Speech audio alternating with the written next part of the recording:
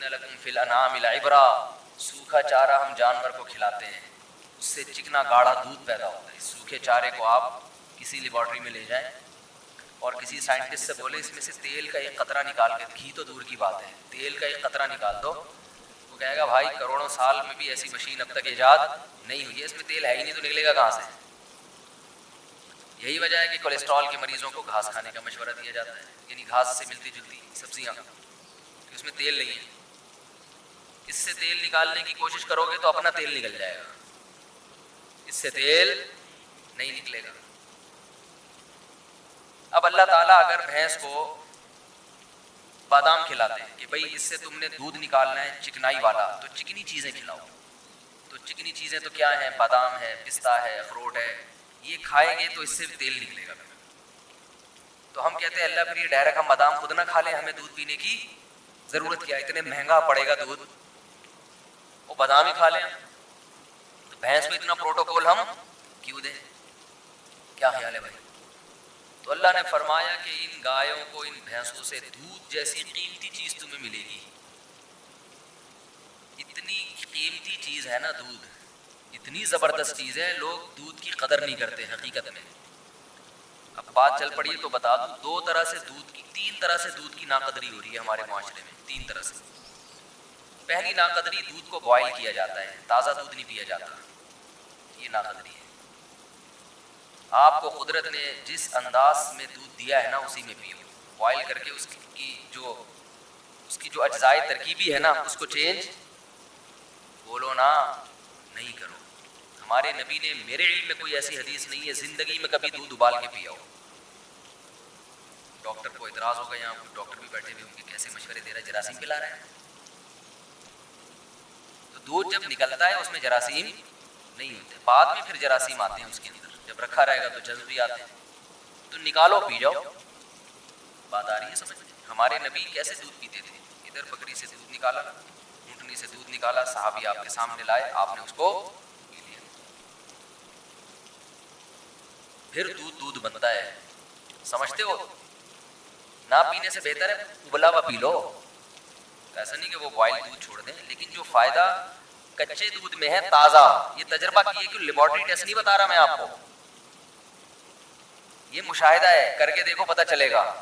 Boil دودھ آسانی سے ہضم نہیں ہوتا، کچا تازہ دودھ جو گرم گرم تھنوں سے نکلتا ہے پی جاؤ فوراً نکال کے. لیکن وہ کون کرے گا؟ ایکچولی بکری پالنی پڑتی ہے، گائے بھینس، اور ایکچولی یہ مرو پھر.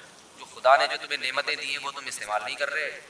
دیکھو میں بار بار کہتا ہوں نیچر کبھی تبدیل نہیں ہوگی چاہے سائنس کتنی ترقی کر جائے. تو فطرت چینج بولو بھائی نہیں. اللہ نے ہمیں جو چیزیں کھانے کے لیے دی ہیں، اب دیکھو دیسی مرغی کا ذائقہ ہی الگ ہے، اس کی طاقت ہی الگ ہے، نیچرل ماحول میں پلتی ہے، اس کا سوپ بنا کے پیو، ہڈی چباؤ چبے گی نہیں. فارمی چکن پتہ ہی نہیں چلتا ہڈی شروع کہاں سے ہو رہی ہے، اس کی گوشت ختم کہاں ہو رہا ہے، ہڈی شروع کہاں ہو رہی ہے. ایسی مرمری سی ہڈیاں ہوتی ہیں، اس مرغی کو اٹھا کے یوں پھینکو گے کوئی دوبارہ اٹھنے کی گارنٹی نہیں. پنجرے میں پیدا ہوئی، پنجرے میں بڑی، انسانی تصرف ہو گیا نا اس کے اوپر. تو دودھ جس کی اللہ قرآن میں تعریف کر رہا ہے، قرآن میں اللہ نے جن پھلوں کی اور جن خوراکوں کا تذکرہ کیا ہے نا وہ صحت کے لیے بہت بہترین چیزیں، بہترین چیزیں. اس میں دودھ کا اللہ کیسا تذکرہ کرتا ہے.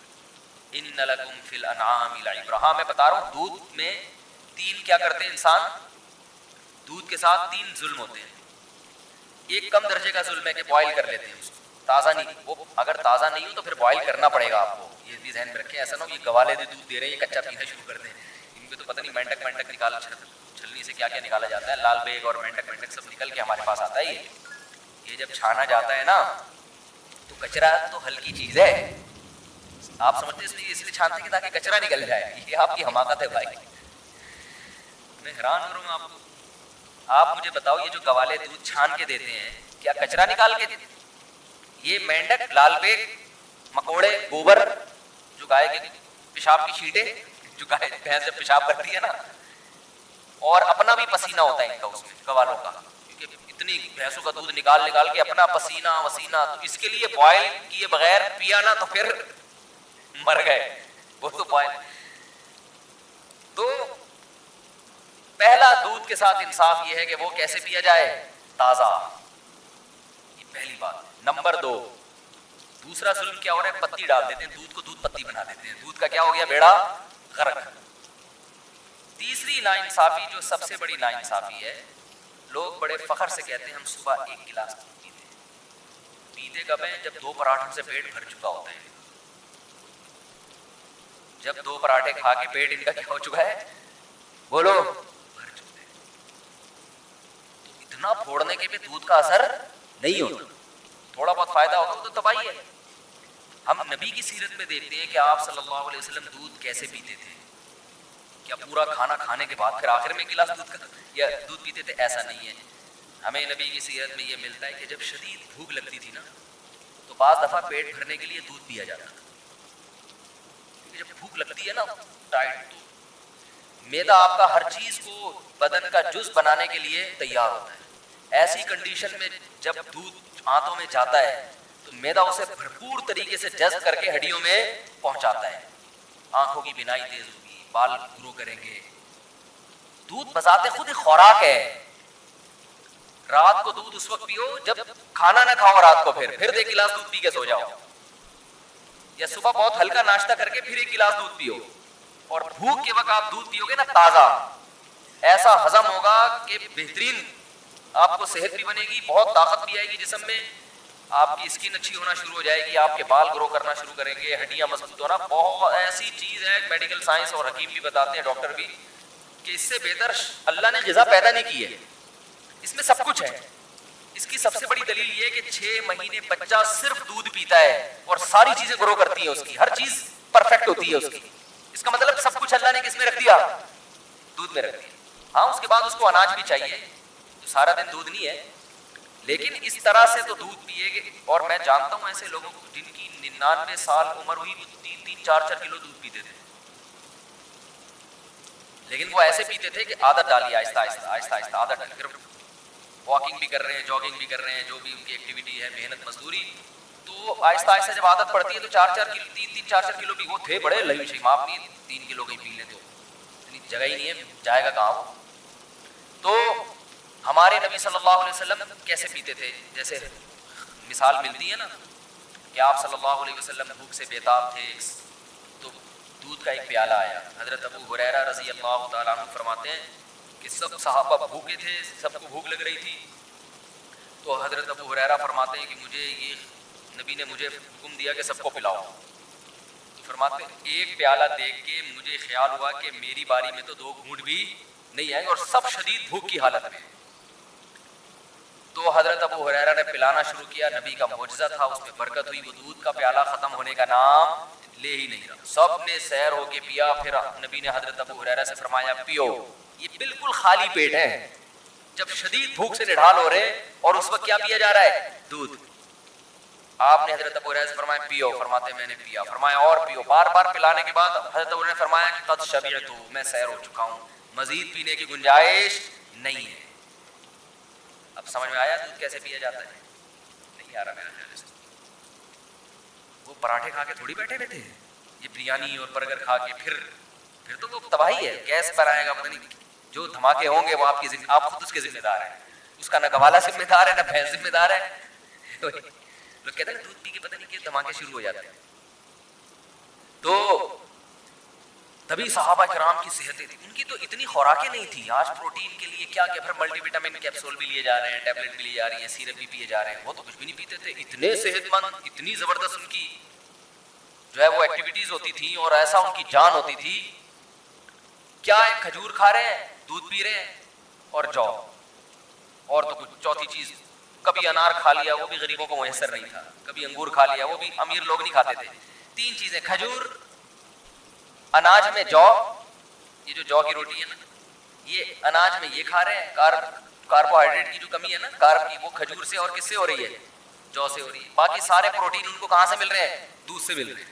اور تھوڑی بہت جو گندم میں اور کھجور میں رکھا ہوا ہے اللہ تعالیٰ نے، منرلز جو مل رہے ہیں ان کو وہ سارے کھجور سے مل رہے ہیں. آئرن وائرن، یہ اس ٹائپ کی جتنی چیزیں ہیں، بس یہ 3 چیزیں کھا رہے ہیں فٹ فاٹ. لیکن جب اچھا، ہمیں سیرت میں یہ بھی ملتا ہے صحابہ کی، کبھی انہوں نے دودھ بطور کھانے کے کھایا ہے، دودھ میں کچھ ملایا نہیں ہے، کچھ بھی نہیں ملایا, خالی دودھ. حتیٰ کہ ایک روایت میں آتا ہے کہ نبی کو دودھ میں شہد ملا کے پیش کیا گیا, آپ نے منع کر دیا. منع کرنے کی وجہ یہ تھی کہ مجھے دنیا سے رغبت نہیں ہے, یہ تو بہت ہی خوبصورت مشروب ہو گیا نا, تو دنیا سے بے رغبتی کی وجہ سے کہ دو چیزیں ملا کے نہیں پیوں گا میں. جائز ہے دودھ میں شہد ملا کے, فائدہ مند بھی ہے, لیکن ہمارے نبی نے بہرحال ایک روایت کے مطابق نہیں پیا کہ خالی دودھ یا صرف شہد, دونوں کا کمبینیشن نہیں.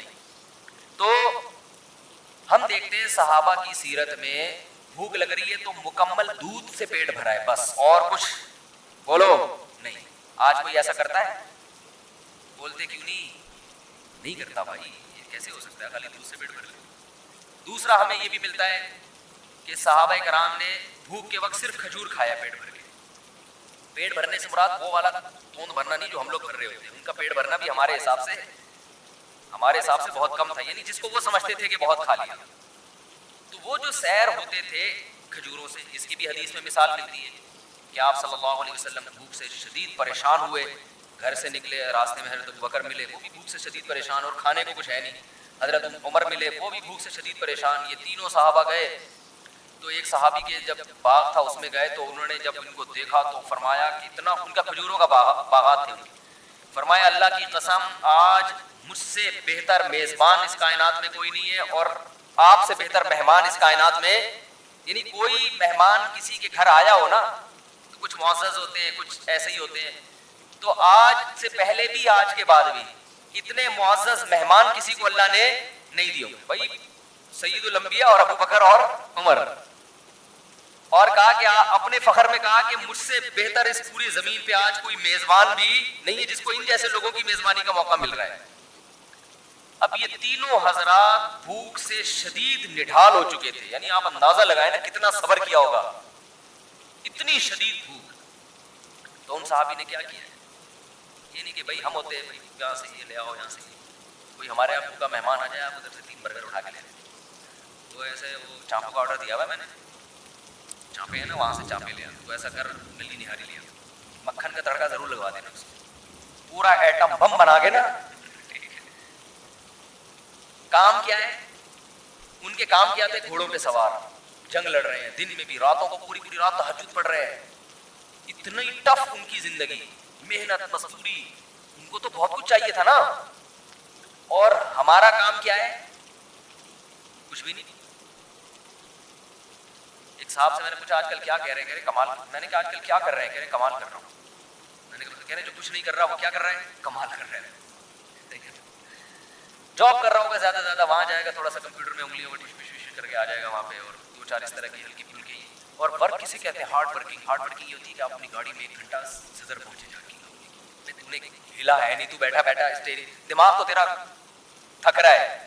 کوئی فزیکل ایکٹیویٹی تو دماغ خراب ہو جاتا ہے صرف ڈرائیونگ زیادہ کرنے سے. ویسے تو بیٹھا ہوا ہے زیادہ. آج کل تو گاڑیاں بھی آٹومیٹک آ گئی ہیں, پہلے تھوڑا سا گیئر ویئر چینج کرنے میں مسل تھوڑے سے ہل جاتے تھے نا ادھر ادھر, وہ بھی نہیں ہو رہے. ایک صاحب مجھے کہنے لگے یار مجھے کچھ زکات کے پیسے چاہیے. میں نے کہا کیا ہو گیا, کہہ رہے ہیں یار میری گاڑی آٹومیٹک ہے, میرے پاؤں تھک جاتے ہیں, میں مینول گاڑی لینا چاہتا ہوں, اس کو دے دو. وہ تھک جاتا ہوں نا بار بار, کہہ رہے ہیں وہ کلش دبا کے نا میری یہ مسل جو ہے نا ان میں پین شروع ہو گیا ہے, تو کچھ میری مدد ہو جائے. تو میں نے کیا کہوں گا اس بات کو, سوچو. تو پین ہو رہا ہے نا کلش دبا کے, ٹھیک ہے آسائشیں اللہ نے دی ہیں, فائدہ اٹھانا چاہیے, لیکن یہ کوئی اتنی بڑی ٹینشن والے کام نہیں ہے کہ جس سے آپ کے لیے صبح شام چانپے کھاؤ, آپ بریانیاں پھوڑو بیٹھ کے, اور یہ کرو اور وہ کرو, اتنے پراٹھے پھوڑو, یہ نہیں ہوتا.